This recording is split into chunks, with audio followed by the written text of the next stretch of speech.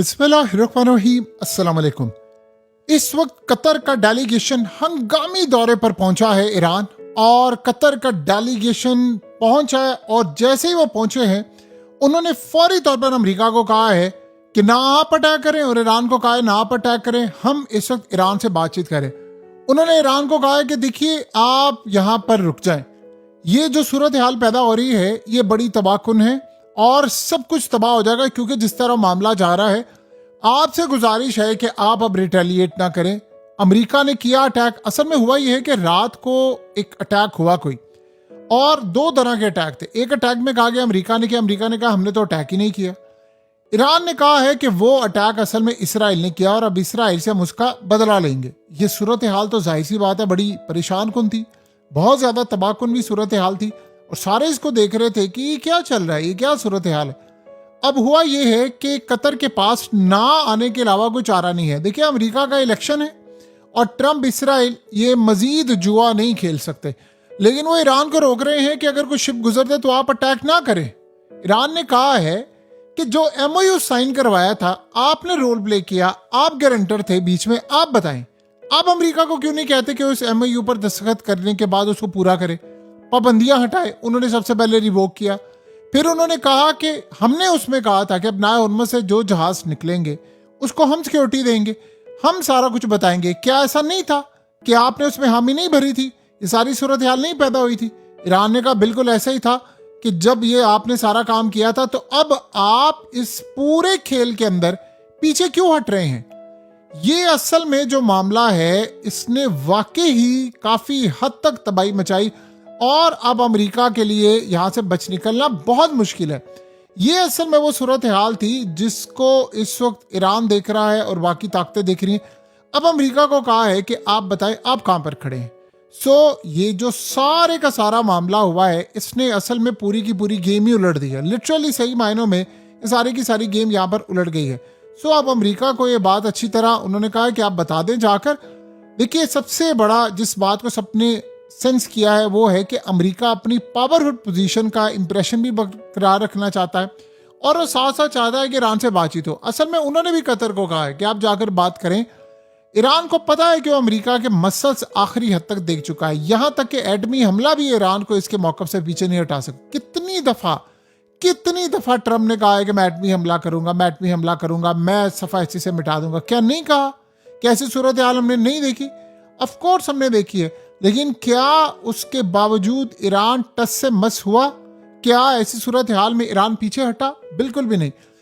Iran को पता है कि वो अमेरिका के मसल्स आखिरी हद तक देख चुका है, यहां तक कि एटमी हमला भी ईरान को इसके मौकफ से पीछे नहीं हटा सका। बातचीत के अलावा कोई हल नहीं है। देखिए अजीब बात देखें कि एक जानिब ट्रंप कहता है कि ईरान मुझे राह से हटाना चाहता है, दूसरी जानिब इसी ईरान से बातचीत करे। ये मजबूरी नहीं है तो क्या है? ईरान बातचीत से कभी भी पीछे नहीं भागा। इसके सामने मकसद वादा है, वो इस मकसद के लिए असल में उसने डील की थी, उसने साइन किए थे। मसला सारा यहाँ पर ये नहीं है कि कौन क्या कर रहा है, क्या सूरत हाल पैदा हो रही है। मसला सारा यहाँ पर ये है कि ईरान इस वक्त ये बात कह रहा है कि हमें आपने इस पूरे खेल में जहां पर लगाया है, अब आप इससे पीछे हट रहे हैं, तो ये किसी सूरत काबिल कबूल नहीं है। असल में इस वक्त जो सबसे बड़ा चैलेंज सामने आया है वो ये है कि ईरान ने रिटेलिएट करना है और मजीद तबाही करनी है। ईरान ने कहा है कि आप एक काम करें, जो हम अटैक नहीं करेंगे किसी शिप पर, आप एक काम करें कि आप जो हमने एमओयू के अंदर ट्रंप ने आपकी निगरानी में दस्तखत किए, आप उस शिप पर अमल कर लें, हमें क्या एतराज है। उस पर कतर ने कहा है कि वो अमेरिका से बात करेंगे, और दोनों जगह पर चैनल्स ओपन है, क्योंकि देखिए ईरान रहता है करीब, वहां से आप उड़ेंगे 1.5-2 घंटे में आप पहुंच जाएंगे। लेकिन यहां से अगर आपने जाना होगा तो फिर आपको टाइम बहुत ज्यादा लगेगा, और ये बात आप ज़हन में रखें। असल सिनेरियो ही यही है, असल गेम ही यही है, असल मामला ही यही है। इस वक्त अमेरिका को ये सारी सूरत हाल वाज़िया होती हुई नजर आ रही है कि हमारे साथ फर्दर क्या होने वाला है, हमारे मामलात फर्दर क्या चलने वाले हैं, और हमारे साथ फर्दर सिचुएशन किस लेवल पर खराब या ठीक जो भी होने के लिए जा रही है। इस वक्त जो कार्रवाई इन्होंने की है, जो मामला उन्होंने किया है, वो तो क्लियरली इंडिकेट कर गया है कि जो हालात इस वक्त अमेरिका के लिए पैदा हो गए हैं वो असल में अमेरिका को अंदाज़ा हो चला है कि हमारे हाथ से गेम निकल गई है। देखिए अमेरिका क्या समझता है, अमेरिका ये समझ रहा है कि अगर इसके बाद फर्दर अटैक हुआ तो इसके असरात जो हैं यानी बहुत ज़्यादा हद तक मेरे इलेक्शन पर पड़ने वाले, महंगाई पर पड़ने वाले। और प्रॉब्लम क्या है, आपको पता है कि जो इत्तेहादी हैं वो ट्रम्प के, वो कितने ज़्यादा फ्रस्ट्रेट हैं। वो कह रहे हैं कि तुमने क्या काम किया है, यानी ये तुम क्यों अटैक कर रहे हो। अगर ऐसी कोई सूरत हाल है, यानी कतर के ऑयल टैंकर पर हमला हुआ, तो हम ईरान से खुद बात कर लेते हैं, तुम्हें अटैक करने की क्या ज़रूरत है। उनको प्रॉब्लम ये है कि अटैक होता है तो इधर से सारी तबाही उनके ऊपर आ जाती है। सो कोई भी इस वक्त देखिए इसको काबिल कबूल नहीं समझता, कोई भी इसको बर्दाश्त करने को तैयार नहीं है। अगर कोई इसको बर्दाश्त करने को तैयार होता तो क्या मामला यहाँ तक पहुँचता, कभी भी ना पहुँचता। सो अब फर्दर हल क्या है इसका, जो असल बात है कि इसका सोल्यूशन क्या है। इसका सोल्यूशन ये है कि जो अब मुआहदा हो गया था, MOU साइन हो गया था, वो अब आप देखिए इस वक्त हुआ क्या है कि अमेरिका ने बकौल उनकी रिपोर्ट जारी कर दी है कि हमने इसराइल को रोका है कि आपने ईरान पर अटैक नहीं करना। ईरान कह रहा है जो हम पर अटैक हुआ है वो इसराइल ने किया है। अब मसला ये है कि अगर वहां से अटैक हुआ है तो फ्यूल किसने, टैंकर कौन से थे जो इसराइल के तैयारों को जिन्होंने तेल भरा है, क्योंकि वापसी पर तो वो जा नहीं सकते थे। इस तरह के जो मामलात हैं वो जाहिर सी बात है होते रहे हैं और आने वाले वक्त में मजीद होंगे। इससे तो कोई बचने को, अब आप समझ लें कि किसी के पास कोई सोल्यूशन, सवाल ही पैदा नहीं होता। दूर दूर तक आपको इसका कोई सोल्यूशन नज़र नहीं आएगा। ये भी एक रियलिटी है और इस रियलिटी को हम लोग जितना सही और आसानी के साथ समझ लेंगे हम सब के लिए उतना बेहतर है, क्योंकि ये काम होने नहीं वाला, ये आप समझ लें। अगर ये काम होना होता तो ये हो जाता, लेकिन अब असल मसला यहाँ पर ये होता है कि क्या अमेरिका इस पूरे खेल के अंदर क्या ऐसी कार्रवाई करने को तैयार बैठा हुआ है। देखिए इश्यूज तो काफ़ी सारे ऐसे हैं जिस पर अमेरिका से बातचीत जारी है। अब इसराइल को वो कह रहे हैं कि आपने, देखिए अगर लट से इसराइल का अटैक हुआ है तो फिर किसने मदद की है, फिर किस बेस से वो जहाज़ उड़े हैं, ये सारी चीज़ें जाहिर सी बात है अब ईरान देखेगा और वो इवेल्युएट करेगा और उस मुल्क को कहेगा कि ठीक है हम तुम पर अटैक करने जा रहे हैं। ये मामला इतना आसान नहीं है। आज खबर ये आई कि पता ये चला, ईरानी जो मीडिया है वो कह रहे हैं कि जी खलीजी ममालिक यानी कुवैत की जानिब से भी हम पर हमला हुआ है। अभी वो इसको चेक कर रहे हैं और अगर ये अटैक होता है तो जाहिर सी बात है वो इसको अपनी तौर पर एक जंग कंसीडर करेंगे। तो इस तरह के जो मामलात होते हैं वो काफ़ी ज़्यादा हद तक ख़तरनाक होते हैं, अमेरिका के लिए भी होते हैं, इसराइल के लिए भी होते हैं। और दूसरी सूरत हाल ये है कि उन्होंने कहा है कि अगर ये लड़ाई होती है, ईरान ने कहा है कि हम अलर्ट हैं, अगर इसराइल ने अटैक किया तो हम खंडर बनाने में इसको देर नहीं लगाएंगे, फिर हम नहीं देखेंगे कि क्या हाल होगा, हम फिर तबाही मचा देंगे। तो अब आप ये सोचें कि याद कीजिए पहले भी इसराइल ने एक अटैक किया था, ईरान ने अटैक किया, उसके बाद इसराइल की जरूरत नहीं हुई थी दोबारा अटैक करने के लिए।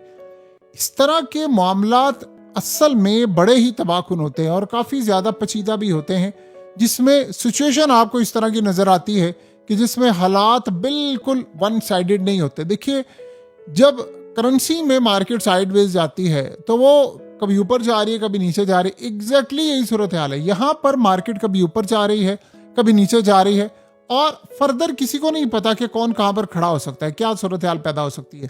लेकिन इसमें दो राय भी नहीं है कि अमेरिका के लिए जो चैलेंज बना हुआ है वो असल में चैलेंज अमेरिका को ले डूबेगा। चाहे आप जो मर्जी कह लें, अमेरिका की पोजीशन इस वक्त जितनी मर्जी खराब हो जाए, लेकिन एक बात तय है कि इस चैलेंज ने अमेरिका की कमर तोड़ी हुई है। अब बार बार अटैक करना, ट्रम्प भी इससे तंग है, ईरान भी। देखिए असल बात यह है ना ईरान जंग चाहता है इस वक्त, ना अमेरिका चाहता है, सिर्फ इसराइल चाहता है। लेकिन अटैक हो रहे हैं दोनों जानिब से, क्योंकि ईरान को लगता है कि अगर आज हम यहाँ पर झुक गए तो ये बाकी शिकों पर भी ऐसे ही करेंगे, अगर आज हम यहाँ पर रुक गए तो ये बाकी का भी काम करेंगे। जब ऐसी सूरत हाल होती है तो फर्दर किसी को समझ नहीं आती कि अब हालात कहाँ पर जाएंगे, अब मामलात क्या होंगे। सो देखते हैं अब आने वाले वक्त में अमेरिका कैसे इसको रिएक्ट करता है। कतर की मेडिएशन के बाद कतर आखिरी हद तक कोशिश कर रहा है कि मामला यहाँ पर रुक जाए, क्योंकि इसके बाद जो आग लगनी है वो पावर प्लांट की आग है, वो जो वाटर प्लांट्स हैं उन पर तबाही मचनी है। तो उन्होंने रिटेलिएट करके दोबारा इन ममालिक पर अटैक करना है। तो अब आप बताएं कि एक दफ़ा ये सारा कुछ तबाह हो गया, इंफ्रास्ट्रक्चर आपको पता है कि खलीजी ममालिक में कितनी मेहनत से बनाया गया, उन्होंने कितनी सफाई सुथराई सारा काम किया है, ईरान में भी मेहनत से बनाया, अब हर जगह में ऐसे होता है। लेकिन अगर एक चीज़ आपने 5 साल में बनाई है और आप सोचिए उसको तबाह होने में कितनी देर लगेगी, 10 सेकेंड। एक दफ़ा एक मिसाइल आकर लग गया तो 10 सेकेंड के अंदर आप देखेंगे सब कुछ मलिया मेट हो जाएगा। क्या आप इसको ठीक कर सकते हैं? नहीं कर सकते। सो असल में सब बचाना चाह रहे हैं कि ये मामला यहाँ पर बच जाए, लेकिन कितनी देर तक ये बचेगा, क्या सूरत हाल होगी, इस बारे में कुछ कहा नहीं जा सकता। लेकिन जो भी सूरत हाल है उसने इस वक्त पूरे खत्ते को लर्जाया हुआ है और यहीं पर रोकने की बात हो रही है। अब देखते हैं कि फर्दर कौन कहाँ तक रुक पाता है और क्या मामला होता है। ये असल में सूरत हाल हमें पहले दिन से पता थी, लेकिन अब उसके असरात आ रहे हैं।